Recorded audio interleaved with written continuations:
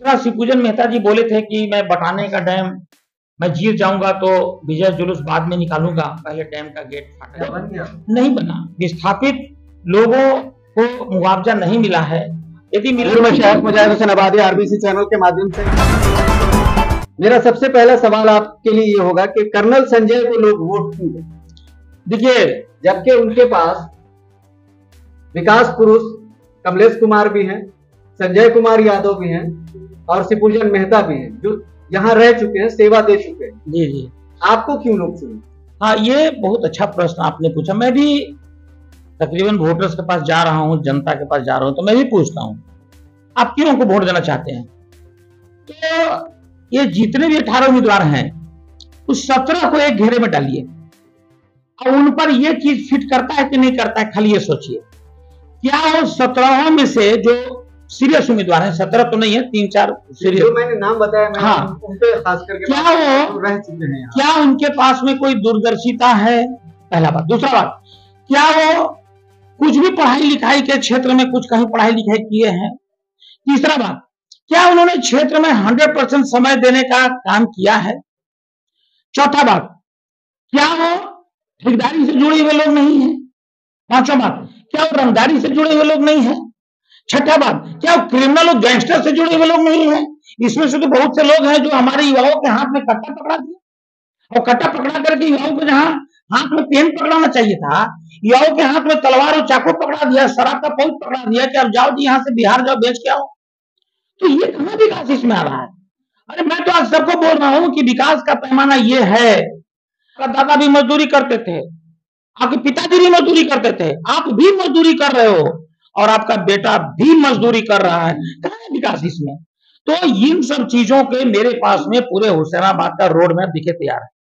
पूरे हुसैनाबाद में क्या चाहिए, 5 युवाओं के लिए अगर आप जीतते हैं इस विधानसभा चुनाव में, तो युवाओं के लिए आपकी क्या भूमिका? युवा होने से पहले ही मैं उसको ये सुनिश्चित करूंगा कि 8वीं कक्षा पास कर रहा है कोई बच्चा, तो 8वीं का पूरा, 8वीं का नहीं 10वीं का नॉलेज हो। आज 8वीं कक्षा के बच्चों को 4थी क्लास का नॉलेज नहीं है, अंग्रेजी में गणित में कोई नॉलेज, आप चेक कर लीजिएगा जाकर के। तो इसका मतलब है कि युवाओं को युवा होने से पहले, यानी जो 16 साल के दलित पे मैट्रिक पास करके वो 16 साल के दलित पे कदम रखता है, उस समय उसको नॉलेज होना चाहिए ताकि किसी भी कंपटीशन के लिए क्वालिफाई कर सके। क्योंकि अभी पुराने जमाने में लोग दौड़ करके नौकरी लेते थे, सिपाही बनते थे, उत्पाद पुलिस हो गया, झारखंड पुलिस हो गया, CRPF, BSF, army, navy, air force हो गया। अब वो बात नहीं है। अब पहले परीक्षा दीजिए वहां पर, फिर अगर युवा किसी तरह से नहीं पढ़ पाया तो उसको जॉब ओरिएंटेड शिक्षा देने का मैं यहाँ पर काम करूंगा। जॉब ओरिएंटेड शिक्षा का मतलब ये हुआ क्या, अगर उसको हल्का सा टैली, हल्का सा अकाउंट की जानकारी, तो टैली सीखा तो सॉफ्टवेयर। यदि उसको ड्राइविंग में इंटरेस्ट है तो बड़ा जो गाड़ी है, स्पेशल जो व्हीकल है, क्रेन है, पोकलेन है, स्पेशल व्हीकल के ऊपर उसको प्रशिक्षण दिलाओ ताकि 30,000, 35,000, 40,000 रुपए का महीना प्राप्त सके। उसको वो भी नहीं कर सकता है तो खेल के माध्यम से जोड़ दो उसको। फुटबॉल में मैं तो आप जान रहे हो, फुटबॉल में प्रति वर्ष कराता हूँ, विगत 5 वर्षों से करा रहा हूँ, तो उसको फुटबॉल में जोड़ दो। फुटबॉल में जोड़ जाए, अगर जुड़ जाता है, कुल मिलाकर के ये कहें कि स्किल डेवलपमेंट आप करना चाहेंगे युवाओं के लिए। अरे भाई, युवा को नौकरी चाहिए ना जी। आज एक युवा जो है सो बेचारा 2,000 रुपया उसको नहीं मिलेगा तो वो जी नहीं पाएगा। 2,000 में 1,500 रुपया, 500 रुपया तो मान लीजिए उसका मोबाइल का खर्चा हो गया, कम से कम 1,000 रुपए का बाइक में तेल हो गया, 1,500, 500 रुपया उसको डेली चलने फिरने, फ्रेंड वगैरह के साथ थोड़ा बहुत कहीं घूमने फिरने का तो चाहिए। 2,000 रुपया चाहिए ना उसको भाई। वो गरीब बाप का बेटा कहां से देगा 2,000 रुपया उसको। तो ये सारे कि आप जब क्षेत्र का भ्रमण कर रहे हैं तो किस तरह की दलित पीड़ित लोग जो हैं वो आपसे मिल करके क्या समस्याएं रख रहे हैं? दलित वर्ग को देखिए, सोचने का और सपना देखने का मौका यहाँ के लोग दे नहीं रहे हैं। जो जनप्रतिनिधि बन रहे हैं, क्या नहीं सोचने समझने का मौका दे रहे हैं। पढ़ाई करना चाहिए जिससे उनका ओवरऑल डेवलपमेंट होगा। हमारे गरीब के बच्चों को स्कूल तो भेजा जा रहा है, खिचड़ी तो दिया जा रहा है, पोशाक तो दिया जा रहा है, कभी कभी साइकिल भी दिया जा रहा है, लेकिन उनको पढ़ाई कहाँ करवाया जा रहा है। वहीं पर एक दूसरा जो संभ्रांत घर का लड़का है, थोड़ा पैसे वाले घर का लड़का है, वो लोग पूरे बाल बच्चे के साथ में डाल्टनगंज या रांची शिफ्ट कर जा रहे हैं बच्चों को पढ़ाने के लिए। लेकिन this is not possible for the poor family.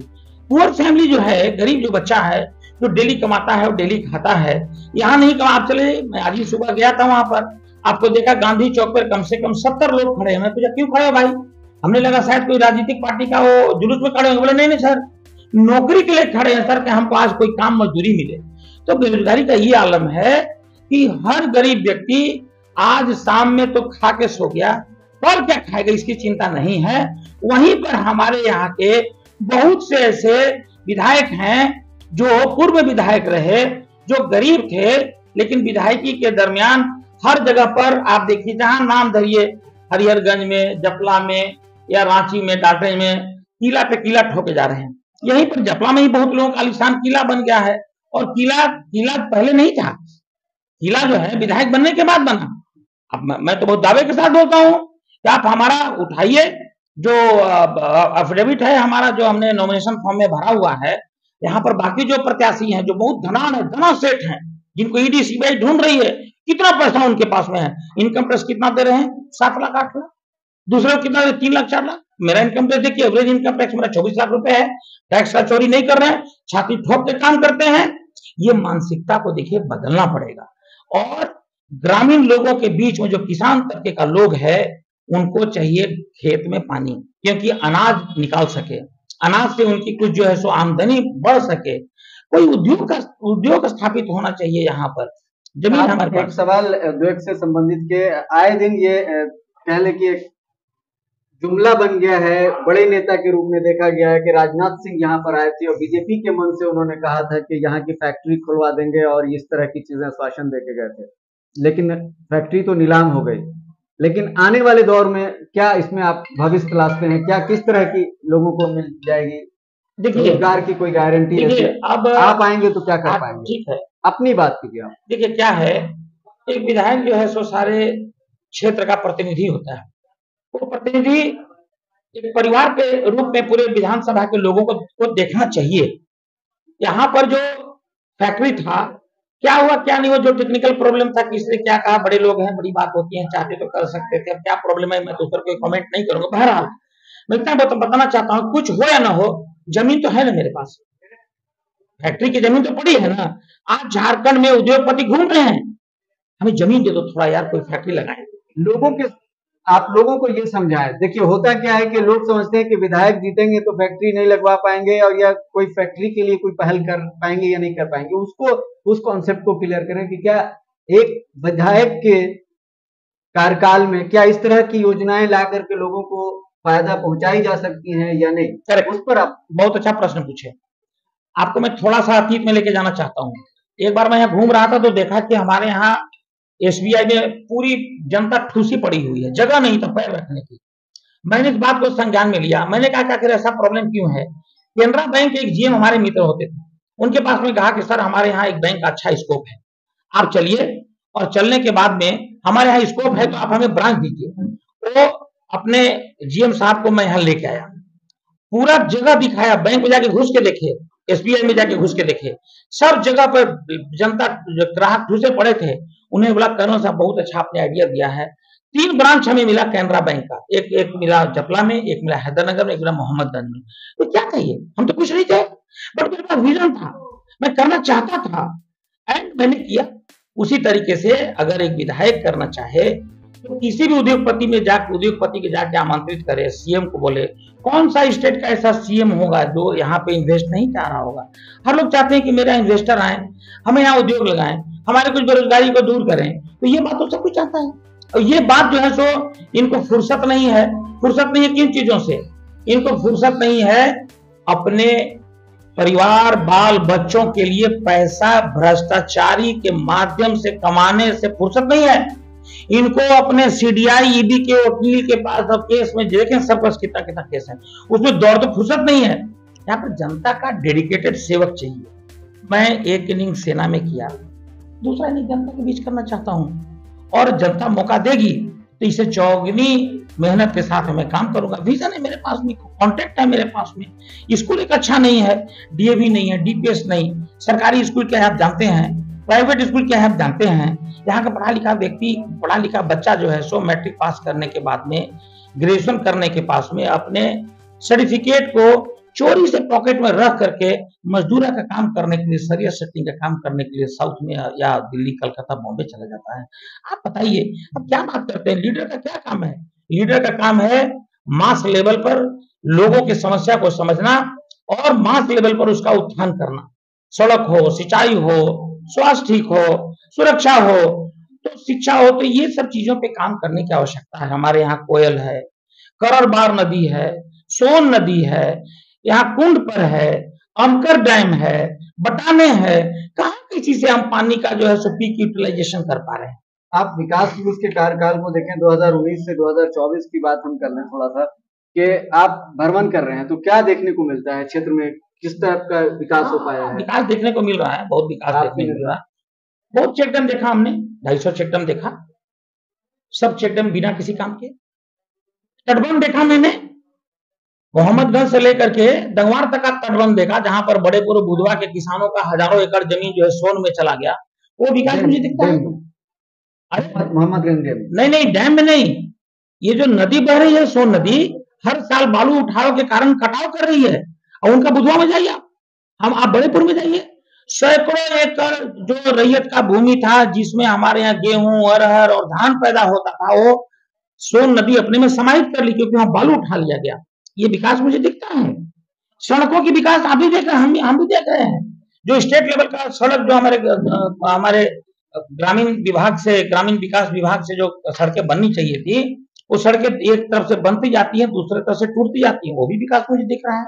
यही विकास दिख रहा है। और क्या विकास इसमें हम देखना चाहते हैं? मोहम्मदगंज का डैम में हमको लगता है कि 50 एकड़ जमीन जो है किसानों की उसमें चली गई है, उनको मुआवजा अभी तक नहीं मिल पाया है।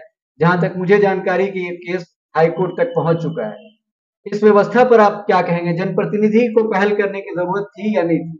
देखिए, दो डैम के ऊपर भी मैं अपना विचार आपको देना चाहता हूँ। 2 की 3 डैम। पहला डैम है जो आपका कुटकू डैम है, जिसको हम लोग मंडल डैम बोलते हैं। वहां वाटर रिजर्वायर बनने का था। माननीय प्रधानमंत्री मोदी जी ने 10 साल पहले यहीं पे बोला था, वो काम अभी अधूरा है। दूसरा, शिवपूजन मिला भी है तो ठीक से उसका अकाउंटिंग नहीं है। उसके दादाजी मुआवजा ले लिए, नाती फिर से खड़ा है, तो उन चीजों को देखिए एक बार एड्रेस करने की जरूरत है। फिर उसके बाद में कोयल नदी का जो डैम मोहम्मदगंज में है, वहां भी बहुत सारे कंट्रोवर्सी किसानों की जमीनों को लेकर है अभी तक, लेकिन वो भी मुआवजा आज देखिए ठीक ढंग से मिला नहीं है। युवाओं के लिए लड़ेंगे, महिलाओं के लिए लड़ेंगे, और अपने महिलाओं के लिए खासकर लड़ेंगे जिनके हाथ खाली है, उनके हाथ को रोजगार चाहिए। आज तो गोईठा भी ऑनलाइन अमेजोन पे बिक रहा है, 8 रुपए का गोईठा आप देख लीजिए, गोईठा भी बिक रहा है अमेजोन पे। तो क्या मेरी महिलाएं गोईठा भी नहीं बेच सकती हैं क्या? कड़ौरी, अदौरी, चरौरी, तेहटा, जिसको कचरी बोलते हैं, आज बहुत आयुर्वेदिक एक प्लांट के रूप में पूरा विश्व उसको ढूंढ रहा है। तेहटा की खेती हमारे यहाँ बहुत होती है, तेहटा ही काट के हम लोग बेचे। लेकिन इसको बढ़ावा देने के लिए, आत्मनिर्भर बनाने के लिए महिलाओं को किसी के पास में दूरदर्शिता तो हो। हमारे यहाँ इतने सेल्फ हेल्प ग्रुप चल रहे हैं जिनको ठीक से रेगुलाइज नहीं कराया जा रहा है। हमारे यहाँ के जो दूरदर्शी नेतागण हैं, जो विधायक हैं या पहले के विधायक थे, उनको वहां तक सोच समझ नहीं जा रही है। वोट मांगते हैं, बरगलाते हैं, झूठ बोलते हैं, झूठे वादे करते हैं, उसके बाद में उनसे वोट लेते हैं, फिर वोट लेकर के धीरे से चंपत हो जाते हैं। गरीब बेचारे मुंह ताकते रहते हैं, फिर से गरीब का वही चक्र चलता है, वोट दिए, बात खत्म। और अभी तो बहुत से मेरा ये होगा कि आप शिवपूजन मेहता का कार्यकाल कैसा देखते हैं? आप एक जनप्रतिनिधि हैं, अपने आप को मानेंगे क्योंकि वो रह चुके हैं, आप निर्दलीय हैं। उनके कार्यकाल को एक निर्दलीय रूप में आप किस तरह का देख रहे हैं? शिवपूजन मेहता जी एक्चुअली गरीब लोगों को अपना आदर्श माना था। शिवपूजन मेहता जी ने बहुत गरीबों को बहुत सारे वादे किए थे। गरीब अपना डेली का कमाई, खासकर जो कुशवाहा समाज था, वो अपना गरीब कुशवाहा समाज अपनी सुख सुविधाओं को काटकर, बच्चा का पढ़ाई को काटकर उनको फंडिंग किया था, अच्छा काम करेंगे। लेकिन उनके कार्यकाल का कोई इस तरह का काम दिखे कहीं दिखता नहीं है हमको। अब बहुत से लोग आए, आरटीआई भी डाले थे, उनका नाम भी मैं बता दूंगा, पूछिएगा कभी तो। आरटीआई में डाले कि 5 ऐसे सड़क का नाम बताए जिनमें कुछ हुआ ही नहीं, पैसा उसका निकल गया। हैदरनगर के 5 जगह का सड़क था। अब ये बताइए आप कि जिस व्यक्ति को समाज में काम करने के लिए समाज ने अपने सर पे उठा लिया, वो व्यक्ति उसी समाज के लोगों को, वो गए उनके पास जब, तो उनको तरजीह नहीं दिया, जो व्यक्ति उनको गरीब ने मदद किया था उनको पहचानने से इनकार कर दिए। तो हुसैनाबाद देखिए बहुत भावनात्मक जगह है, टिट फॉर टैट है। आप उनको नहीं पहचानिएगा, समय आने पर वो भी आपको नहीं पहचानेंगे। और यही दशा और दुर्दशा हमारे शिवपूजन जी के साथ में हुई है। तो शिवपूजन जी को हमको लगता है कि विश्वास पुनः प्राप्त करने में जनता का बहुत समय लगेगा, खासकर उनके अपने समाज का ही विश्वास प्राप्त करने में बहुत समय लगेगा। रविदास वर्ग, गरीब वर्ग उनको मदद किया था, मुस्लिम वर्ग भी उनको मदद किया था, और खासकर ये दोनों वर्ग के लिए उन्होंने कुछ नहीं किया। किसी भी आप मुस्लिम का लिटरेसी परसेंटेज को जाके देख लीजिए, बहुत लो है हुसैनाबाद में। खासकर यहाँ के अंसारी वर्ग को लोगों ने उनको दिल खोल के मदद किया था। खासकर अंसारी वर्ग के बच्चे जो है स्किल डेवलपमेंट में, जहां पर मोटरसाइकिल ठीक करना, कार ठीक करना, कुछ को बनाने का हुनर होता है, उसका भी एक स्किल डेवलपमेंट से मिलकर यहाँ पर कोई सेंटर ही खुलवा देते। उन्होंने मतलब क्या कोई विजन रहे तब ना कोई काम करे भाई, वो सब कुछ किया नहीं। हमारे जितने भी कुशवाहा समाज के लोग थे उनके बीच में जा करके स्ट्रॉबेरी की खेती, आई थिंक अमरूद कुछ सैंपलिंग के लिए खेती की, उसकी खेती, बेचारे सब तो वही आलू टमाटर और धान गेहूं में लगे हुए हैं सारे के सारे कुशवाहा समाज के लोग। क्या मिलेगा? धान 22 रुपए किलो, स्ट्रॉबेरी बेचेगा 200 रुपए किलो, हमारा थाई पिंक गुआवा बेचेगा, जिसमें एक जो गुआवा का पेड़ है कम से कम 5-6 क्विंटल अमरूद देता है। अब बताइए, अमरूद अमरूद कम से कम जो है सो 30 रुपए 28 रुपए सीजन आने पे बिकता है। ये सब उनका पारंपरिक खेती को बढ़ावा देने के लिए उनके बीच में जाकर के ये बताना चाहिए था। ये सब तो कुछ काम हुआ नहीं। वो अपना जो पावर उनको मिला, he could not digest the power, he could not digest, मतलब पावर को कंट्रोल नहीं कर पाए। ऐसा लगा कि ये मुझे निरंतर पावर मिला हुआ, अब नहीं जाएगा मेरे से, 5 साल में चला गया।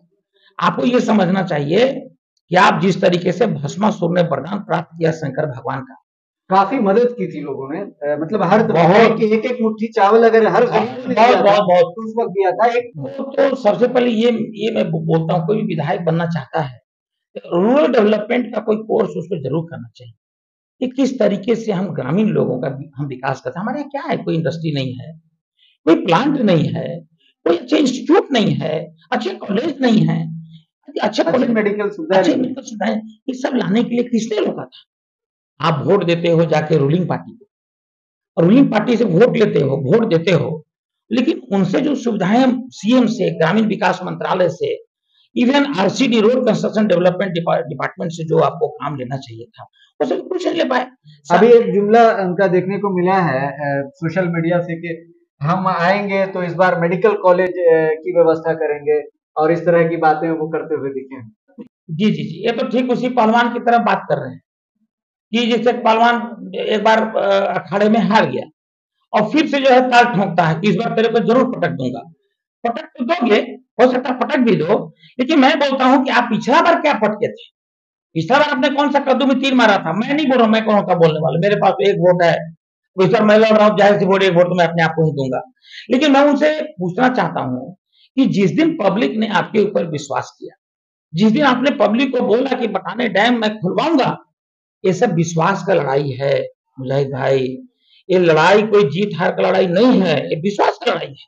विश्वास को खो दिया, अब विश्वास खो दिया तो सब कुछ खो दिया, और जब सब कुछ खो दिया तो वापस उसको वापस प्राप्त। काफी दिन से देखा गया है कि आप किसानों के बीच रहे हैं, लोगों की समस्याओं को सुनते रहे हैं, कई जगह आपने कैंप लगाया है, कई लोगों को, पीड़ितों को, आपने आश्रितों को कह लेके जिनको मुआवजा नहीं मिलना था मोहम्मदगंज की जैसी जगह में, उनको आपने दिलाया है, वो हमने देखा है।